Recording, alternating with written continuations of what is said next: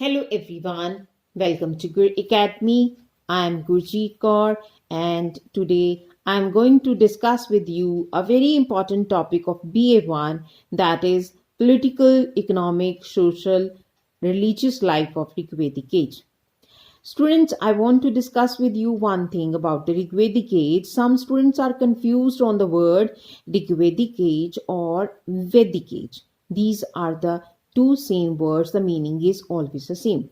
What is a Rigvedic age? Rigvedic age is that time period, that period of time when the book Rigveda was written. And the important source of this period is Rigveda. We get all kind of information from the Rigveda. So let's discuss this topic. First of all, we are going to discuss the social life of this period. What is social life? Social life of the period or the part of the society. This is a very important part of the society. What we are going to discuss in this topic, we are going to discuss family life, condition of women, marriage system, caste system, and all the things that belongs to the society. So first we are going to discuss the point family life. तो ऋग्वेदिक period में हमें सबसे पहली जो important information family life की, जो कि social life का इम्पोर्टेंट पार्ट है, उसके बारे में मिलती है. फैमिली लाइफ हम कुछ भी कह सकते हैं कि सोसाइटी का एक इम्पॉर्टेंट हम कह सकते हैं पिलर है. अगर ये स्ट्रांग है तो हमारी सोसाइटी जो है बहुत अच्छे से चलेगी. सोसाइटी चलेगी तो कंट्री की डेवलपमेंट भी उतने ही अच्छे से होगी. तो ऋग्वेदिक पीरियड में family life is very important. इसमें परिवार का जो सबसे बड़ा सदस्य होता था उसको गृहपति या कुलपति कहते थे.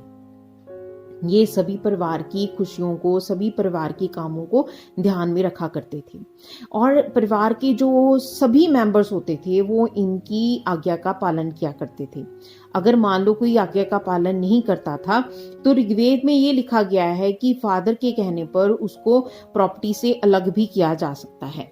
जैसे कि एक घटना हमें देखने को मिलती है कि एक पिता ने अपने पुत्र ऋजारासु को इसलिए जो है अंधा करवा दिया था क्योंकि वह उसके बार बार मना करने के बावजूद भी जुआ खेलने की आदत को नहीं छोड़ रहा था. सो पुत्र का जन्म परिवार के लिए जरूरी माना जाता था, पर ऐसा नहीं था कि लड़कियों के जन्म को बहुत बुरा माना जाता था. और इस समय जो है परिवार जॉइंट फैमिली सिस्टम हुआ करता था और बहुत कम होता था कि परिवार से जो है बाकी फैमिली मेंबर्स अलग हुआ करते थे. Second point is condition of women. तो इस समय विमेन की कंडीशन बहुत ज्यादा अच्छी थी. This is one of the golden period of the women, कि यहाँ पर जो है उनको पुरुषों के समान अधिकार प्राप्त थे. पुरुषों के समान वो एजुकेशन लेती थी. इसके साथ साथ वो जैसे मैंने आपको पहले पॉइंट में बताया कि परिवार का जो बड़ा पुरुष होता था वो परिवार का मुख्य अधिकारी होता था, गृहपति या कुलपति. उसकी जो वाइफ होती थी उसके भी आज्ञा को वैसे ही पालन किया जाता था जैसे गृहपति और कुलपति की आज्ञा का पालन किया जाता था. और विमेन के लिए अर्धांगिनी का वर्ड का यूज किया जाता था. विमेन उच्च एजुकेशन लेती थी और ऋग्वेद में ऐसी 15 विमेन के नाम आ जाते हैं जिन्होंने जो है इन 4 वेदों में अपने मंत्र जो है लिखे हैं. ये कुछ जैसे विद्वान स्त्रियां हैं: विश्वरा, घोषा, देन मुदगालिनी, अपाला, अंगरासी, शाश्वती, लोपामुद्रा और जुहू. ये हमारा 2 मार्क्स में भी क्वेश्चन आ जाता है. This is very important question. इसके अलावा इस समय जो है लोग इसकी नॉन वेज का भी यूज किया करते थे. बाल विवाह का रिवाज बिल्कुल नहीं था. जो विडो रीमैरिज थी वो उसकी आज्ञा थी. इसके साथ साथ जो है छोटी बच्चियों की शादी नहीं की जाती थी, ना ही पर्दा प्रथा उसमें प्रचलित थी. Next point is marriage system. तो ऋग्वेदिक काल में मैरिज सिस्टम बहुत ही एक पवित्र रिश्ता माना जाता था और इसको जो है विमेन को अपने जो लाइफ पार्टनर है उसको चूज करने की आज्ञा होती थी. और इसके साथ-साथ जो है उस समय जैसे मैंने पीछे बताया कि सती प्रथा, कन्या हत्या जैसी कुप्रथाएँ नहीं हुआ करती थी और विमेन को परिवार में पूरा वही पूरी रिस्पेक्ट दी जाती थी जैसे कि पुरुषों को दी जाती थी।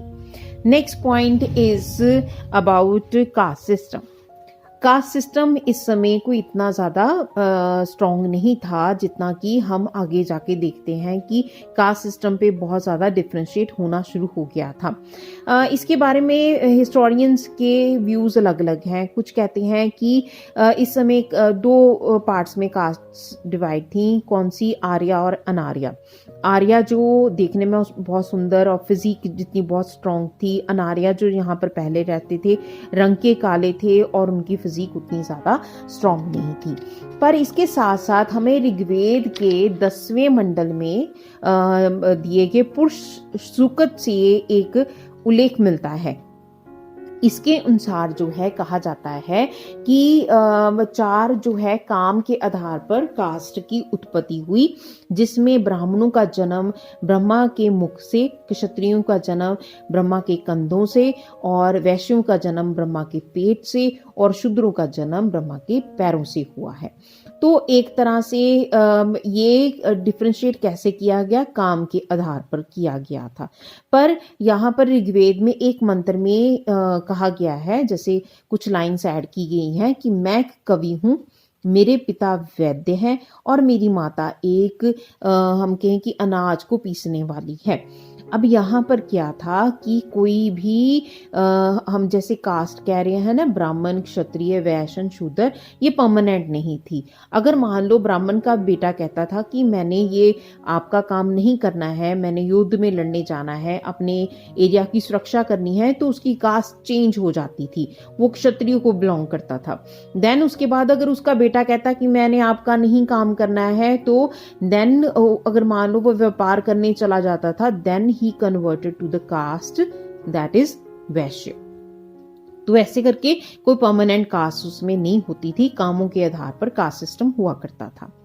नेक्स्ट हमारा जो पॉइंट है that is a food, clothes and ornaments. तो फूड में हम बात करेंगे, जैसे मैंने आपको इंडस वैली सिविलाइजेशन की भी एक वीडियो दी हुई है, जिसमें मैंने वहां पर उनका भी सामाजिक, राजनीतिक, आर्थिक स्थिति के बारे में बात की है। तो जब आप इन दोनों वीडियो को सुनोगे तो दोनों की डिफरेंस आपको समझ आएंगी। तो यहाँ पर जो है उसमें भोजन, उसमें भी मैंने यही बात की थी कि वो लोग वेज और नॉन वेज खाया करते थे, वैसे ही ये लोग खाया करते थे।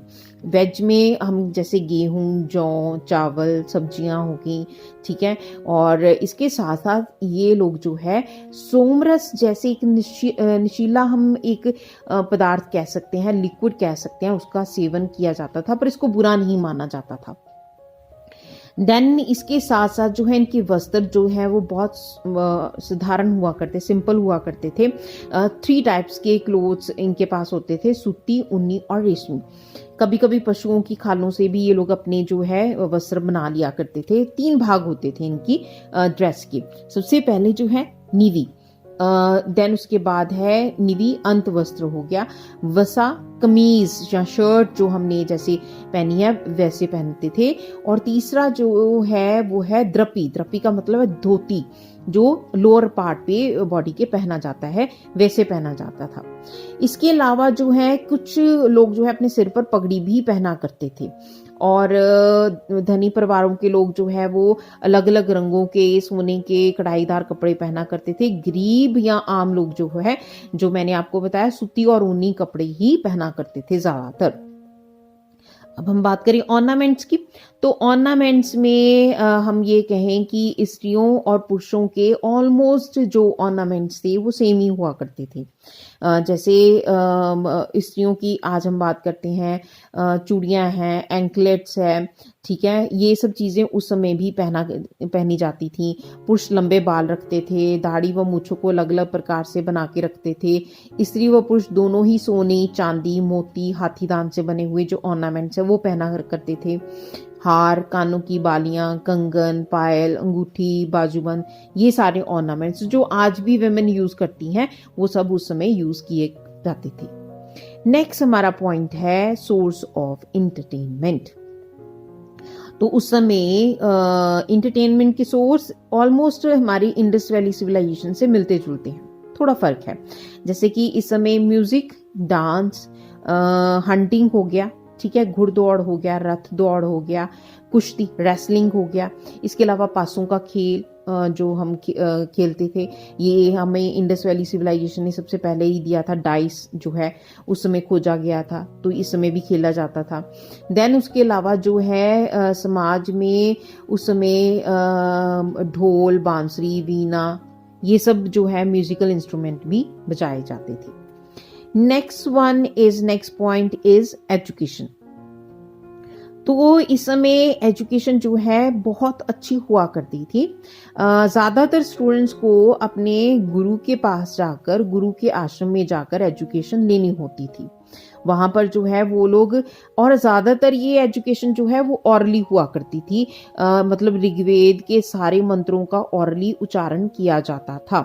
और इसके साथ साथ स्टूडेंट्स को मैथमेटिक्स, ग्रामर जो संस्कृत की होती थी, देन इसके अलावा जो है साइंस, देन जो है मार्शल एजुकेशन, ये सब भी दी जाती थी।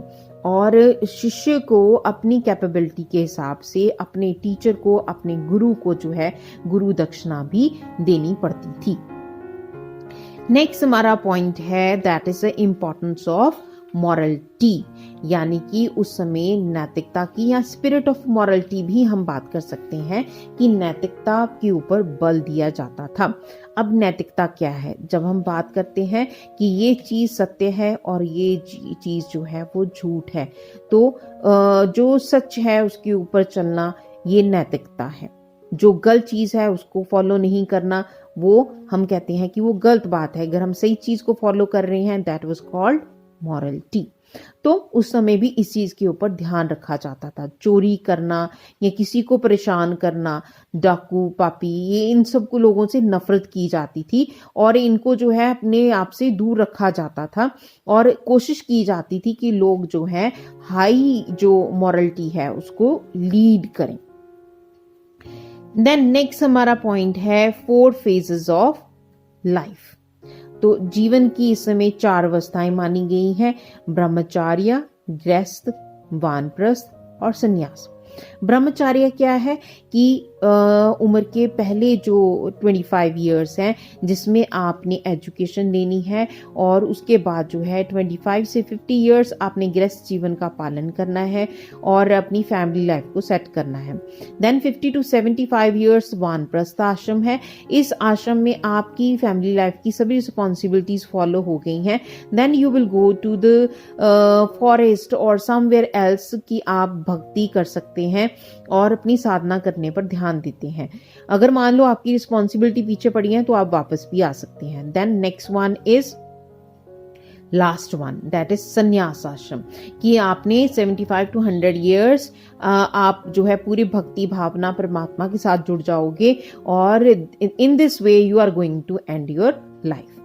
Next point is view towards life. तो ऋग्वेदिक काल में लाइफ के बारे में दृष्टिकोण बहुत ही आशावादी हुआ करता था। ये लोग बहुत सुखी और खुशहाल जीवन जिया करते थे और इनके जीवन में किसी चीज़ की कोई कमी नहीं हुआ करती थी, क्योंकि जैसे मैं आपको बता चुकी हूँ कि they are following the rule of morality and one of the important thing is that they were going to divide the life in 4 phases.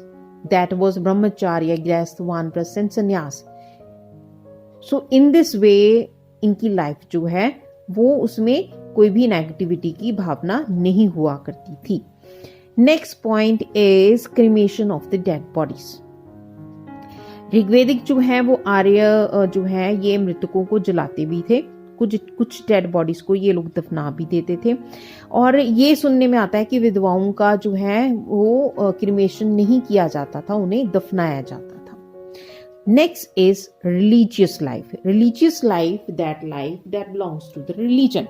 What kind of religious things they are following, ये हम बात करेंगे। सबसे पहले हम बात करेंगे, the first point is worship of nature. First of all, I want to discuss with you what is a religion.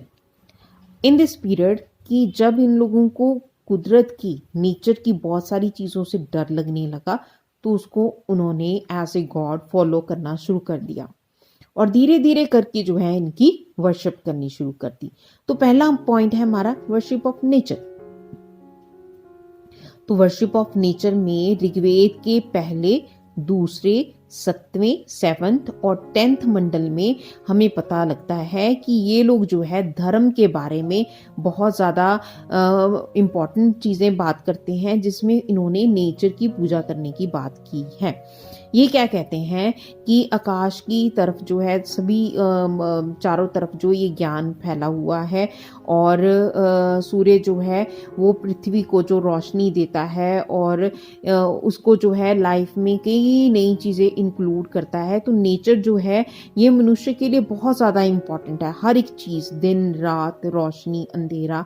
So these are a very important things. तो ये इन लोगों ने, उनकी इतनी चीज़ें हमें मिली हुई हैं, तो ये सब चीज़ों की ये लोग पूजा किया करते थे। Next point is worship of gods and goddess of nature. तो कुदरत के अलग अलग रूपों की पूजा के अलावा आर्य लोग जो हैं, इनको उन्होंने देवी देवताओं की कल्पना कर ली थी। उनके नाम जो है हमें ऋग्वेद में देखने को मिलते हैं। जैसे कि ऋग्वेद में 33 जो है गॉड्स के जो है नाम मिलते हैं, 33। तो इस हिसाब से इन्होंने 3 हिस्सों में इसको डिवाइड कर दिया है। सबसे पहले है आकाश के देवता। आकाश के देवता में बात करेंगे वरुण, द्योस, मित्र, सूर्य, उषा, स्वित्री, पूषण आदि। तो सबसे पहले वरुण जो है, this is one of the important God of that time.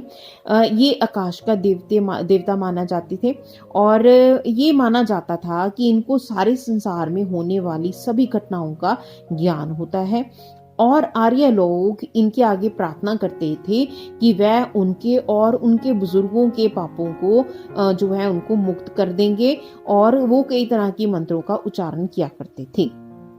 Second है इंद्र भी आकाश के देवता ही हैं। तो ये दूसरा स्थान आता है और ऋग्वेद के कुल मंत्रों का चौथा हिस्सा जो है वो इंद्र की उसत में लिखा गया है, उसकी प्रेज में लिखा गया है। इसको वर्षा और युद्ध का देवता माना जाता था।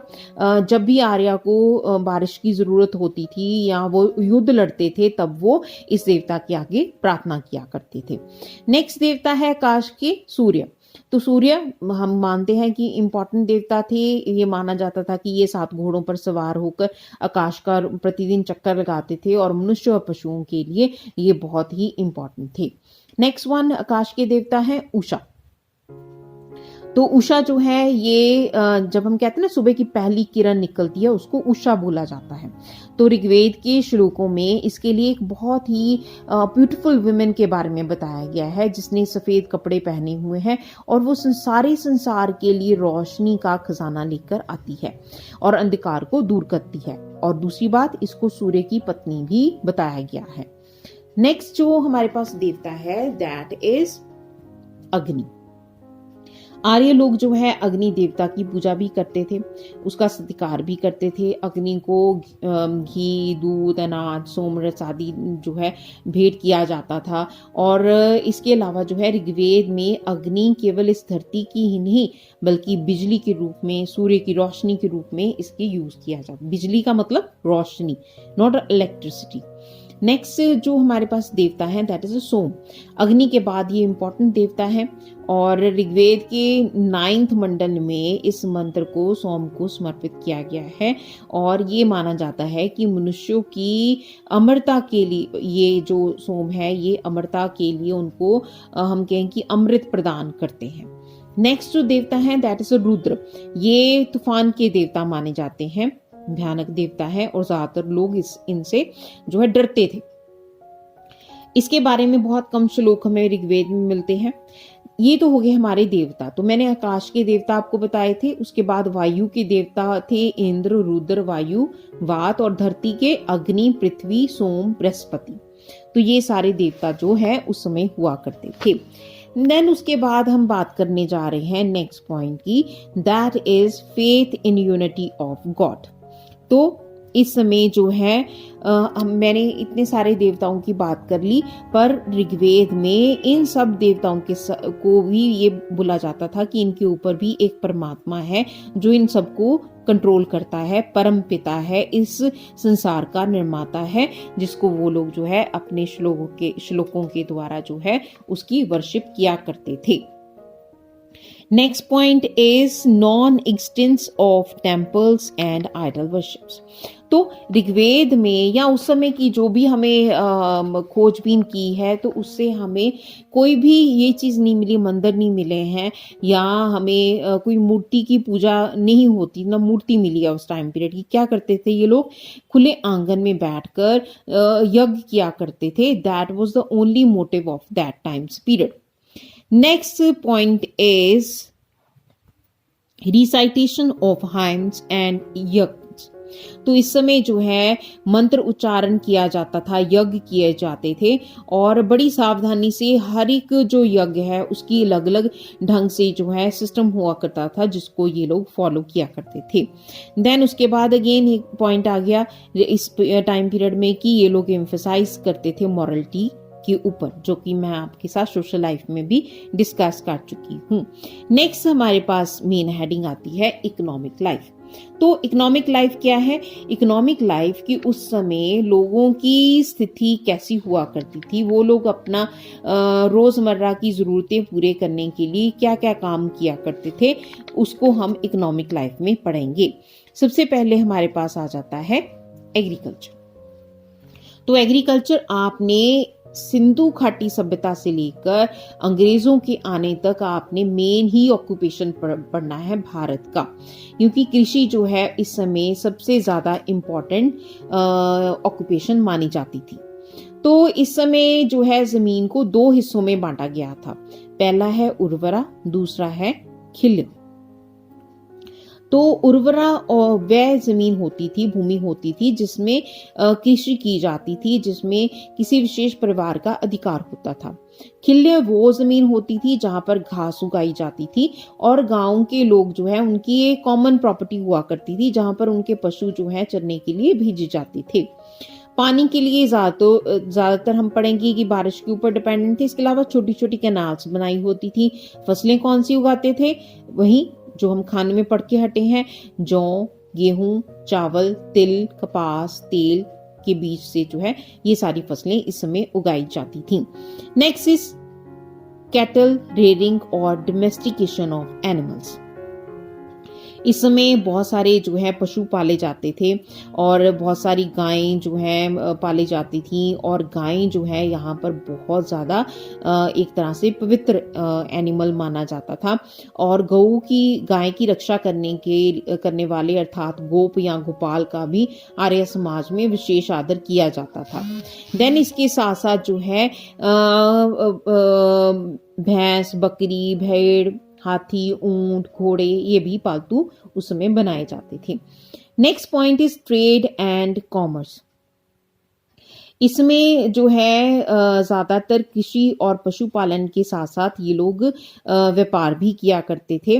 और कुछ इतिहासकार कहते हैं कि उस समय निष्क नाम का एक सोने का सिक्का जो है, कॉइन जो है, वो ट्रेड के लिए यूज किया जाता था। और इसके साथ साथ जो है इस समय कुछ इतिहासकार कहते हैं कि निष्क एक तरह का ऑर्नामेंट था जो कि गले में पहना जाता था। व्यापार में जो है ज्यादातर बार्टर सिस्टम होता था, या हम ये कहें वस्तु वटांद्रा सिस्टम। इसमें क्या था कि वस्तु के बदले में वस्तु दी जाती थी, खरीदी और बेची जाती थी। और आम तौर पर बड़ी बड़ी चीजों को देने के लिए इस वस्तुओं की अदल बदल करने की इकाई जो यूनिट होती थी, दैट वाज काउ, गाय। और बड़ी बड़ी चीजों के लिए बहुत ज्यादा गाय दी जाती थी, उसका मूल्य उतना ही ज्यादा बढ़ जाता था। इसके अलावा एक व्यापारिक वर्ग होता था जिसको पणी कहा जाता था, और इस व्यापारिक वर्ग के द्वारा जो है विनिमय प्रणाली के द्वारा व्यापार किया जाता था। अब ये पणी क्वेश्चन भी आपको वेरी शॉर्ट क्वेश्चन में पूछ लिया जाता है। This is very important question. Next point is slavery. तो इस समय जो है स्लेवरी मतलब दास प्रथा भी प्रचलित थी। ऋग्वेद में घरेलू दास और दासियां हुआ करती थी, पर इनसे जो है घरेलू काम करवाए जाते थे, कृषि के काम नहीं करवाए जाते थे और उनके साथ बहुत अच्छा बिहेवियर किया जाता था। Next point is hunting. तो इस समय शिकार भी एक व्यवसाय हुआ करता था। शिकारी जो है कुछ लोग अपने मनोरंजन के लिए करते थे, कुछ लोग अपनी जरूरतों को पूरा करने के लिए शिकार किया करते थे। Next point is loan system, कर्ज प्रणाली। इस समय कर्जा देने की प्रथा भी प्रचलित थी। व्यापारिक वर्ग को मैं पहले बता चुकी हूँ, पनीह बोलते थे। ये महाजन जैसे हुआ करते थे और लोगों को इंटरेस्ट पर पैसे दिया करते थे। जो उनकी रकम वापस नहीं कर पाते थे वह महाजन की निश्चित समय तक सेवा करते थे। जो स्लेवरी सिस्टम मैं आपको बता चुकी हूँ, ये इसी का ही रूप है। देन कर्ज लुटाना धार्मिक कर्तव्य माना जाता था। Next one is medicine. तो ऋग्वेदिक काल में औषधि विज्ञान भी काफी विकसित हो चुका था और जैसे अश्विनी जो है औषधि के देवता माने जाते थे। अलग अलग तरह की जड़ी बूटियों से बीमारियों का इलाज किया जाता था और इसके साथ साथ जो है विषपाल का जैसे एक उदाहरण भी हमें ऋग्वेद में मिलती है कि विषपाल का एक पैर युद्ध में टूट गया था और उसके स्थान पर लोहे का एक जो है पैर लगाया गया था। उस समय की बात है, तो उस समय ये भी एक इकोनॉमिक सिस्टम का इंपॉर्टेंट पार्ट हुआ करती थी। Then means of transportation. Means of transportation, आने जाने के साधन क्या होंगे? तो दो ही साधन है, जल और स्थल। तो स्थल के लिए बैलगाड़ी होगी, ठीक है, या जल के लिए समुद्री जो बोट्स होगी या थोड़े बहुत जहाज हो गए, रथ और गाड़ियां जो है घोड़ों से खींची जाती थी या बैलों से खींची जाती थी। Then next is house dwelling. इस समय घर जो है लकड़ी, मिट्टी तथा बांस के बने होते थे। जो हमने इंडस वैली सिविलाइजेशन पढ़ के हटे थे तो उसमें पक्के मकान थे और बहुत अच्छी उनकी हम ये कह सकते हैं कंस्ट्रक्शन थी, पर इस समय ऐसा नहीं था। यहाँ पर जो है मकान ऑलमोस्ट कच्चे ही थे और हर एक घर में एक चूल्हा होता था, हर समय आग जलती रहती थी। स्त्रियों के बैठने के लिए अलग से कक्ष हुआ करता था और घर साफ, बड़े और हवादार हुआ करते थे। तो ये तो होगी economic life. Next one is political life. Political life जो उस समय की पॉलिटिकल कंडीशन को डिस्क्राइब करती है। तो पॉलिटिकल लाइफ में हम सबसे पहले पढ़ने जा रहे हैं पॉलिटिकल ऑर्गेनाइजेशन। तो मैं आपको पहले बता चुकी हूँ कि परिवार के सबसे बड़े व्यक्ति को गृहपति या कुलपति कहते हैं और कुछ परिवारों को मिलाकर जो है उसमें ग्राम बनता था जिसके मुखी को कहते थे ग्रामणी। देन उसके बाद जो है कुछ गांवों को मिलाकर बनता था विश, जिसके मुखी को बोलते थे विशपति, और कुछ विश के समूह को मिलाकर बनता था जन, जिसके मुखी को बोलते थे राजन। तो ये ऐसे करके अपने अपने काम इनके डिवाइडेड थे। Next point of condition of king और पोजीशन ऑफ किंग। तो इस समय राजा जो है पावरफुल हुआ करता था। ज्यादातर जो है पिता के बाद बेटे को राजगद्दी मिलती थी। अगर मान लो राजा अच्छा नहीं होता था, दो संस्थाएं थी, सभा और समिति, वो राजा को हटा भी सकती थी। नेक्स्ट है ड्यूटीज ऑफ किंग। राजा के अनेक कार्य होते थे, क्योंकि हम बार बार एक चीज पढ़ चुके हैं कि यहाँ पर मोरालिटी की बात की गई है, तो इसके कारण राजा के कर्तव्य भी बहुत ज्यादा बढ़ जाते हैं। तो राज्याभिषेक के समय उनको शपथ लेनी पड़ती थी और लोगों के हर तरह से ध्यान रखना उसका एक धार्मिक ड्यूटी मानी जाती थी। Next point is cabinet and king. मंत्री परिषद और राजा। तो राजा के लिए तो काम नहीं कर सकते थे, उनकी सहायता के लिए कुछ अधिकारी होते थे, जैसे कि पुरोहित, सेनानी तथा ग्रामणी। जब कोई राजकुमार राजा बनता था तो उसे रतन हविस नामक आयोजन में भाग लेना होता था और इस अवसर पर उसे सभी विद्वानों, रत्नों या विद्वानों की स्थिति में कर्तव्यों से संबंधित बहुत सी प्रतिज्ञाएं पूरी करनी पड़ती थी। तो इनके बारे में थोड़ी सी जानकारी ले लेते हैं कि मंत्री परिषद के जो मैं 3 मंत्री बता के हटी हूँ ये क्या क्या करते हैं। सबसे पहले है पुरोहित। तो पुरोहित नाम ही बताता है कि ये धार्मिक कार्य करते थे। जब भी राजा ने युद्ध में जाना है या उसको कोई भी सलाह लेनी है तो एडवाइस कौन देगा? पुरोहित देगा। सेनानी नाम बताता है कि युद्ध से रिलेटेड है, सेना का संचालन करना, सेना को डिसिप्लिन करना, युद्ध काल में सेना का नेतृत्व नेतृत्व करना ये सेनानी का काम है। Next is ग्रामनी। ग्रामनी मैं शुरू में बता के हटी हूँ, जो ग्राम का मुखिया है उसको ग्रामनी बोलते हैं, तो वो अपने ग्राम का ध्यान रखता है। इसके अलावा और कर्मचारी भी हैं, तो इस समय जैसे सप्श हो गया, उसका अर्थ है जसूस, जसूसी का काम करता था। दूत जो राजा के संदेश को लेके जाता था। इसके अलावा संग्रहित जो विनिमय करने वाला था। देन भागदूदा मुख्य राजस्व अधिकारी हो गया। देन अक्षवप हो गया, मुख्य लेखाकार हो गया। ऐसे अधिकारी भी राजा की सहायता के लिए हुआ करते थे। नेक्स्ट हम पॉइंट करने जा रहे हैं, दैट वाज सभा एंड समिति।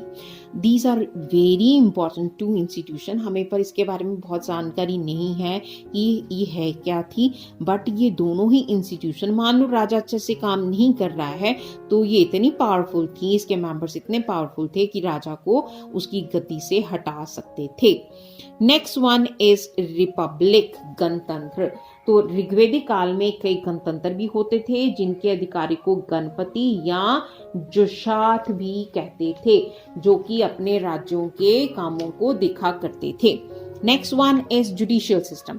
तो जुडिशियल सिस्टम जो है, इस समय मैं पहले बता चुकी हूँ, न्याय प्रदान करने के लिए पुरोहित और ग्रामनी हुआ करते थे, और चोरी, धोखा देना, जुआ, किसी की हत्या करना, पशुधन चुराना बहुत बड़ा अपराध माना जाता था और उसके लिए बहुत बड़ी सजा दी जाती थी। इसके अलावा ब्राह्मण की मृत्यु भी बहुत बड़ा अपराध माना जाता था। नेक्स्ट पॉइंट और last point is military system और सेना संगठन। तो सेना के दो भाग ही हुआ करते थे, पैदल सेना और रथ सेना, और इनमें जो है तलवार, कुल्हाड़ी का प्रयोग किया जाता था। दूसरा, आर्यंस जो हैं वो थोड़े से लड़ाकू हुआ करते थे, और ये हम कैसे अंदाजा लगाते हैं, हम इनके हथियारों से, क्योंकि इनके हथियार बहुत तीखे होते थे, और इसके कारण जो है हम अंदाजा लगाते हैं कि इन्होंने बहुत सारे युद्ध भी किए होंगे। तो ये तो हो गए ऋग्वैदिक काल के आर्यों के सामाजिक, आर्थिक, धार्मिक तथा राजनीतिक जीवन के बारे में जानकारी। तो आई होप कि आपको ये सारे पॉइंट्स अच्छे से समझ आए होंगे। आज के लिए इतना ही। All the very best. Thank you.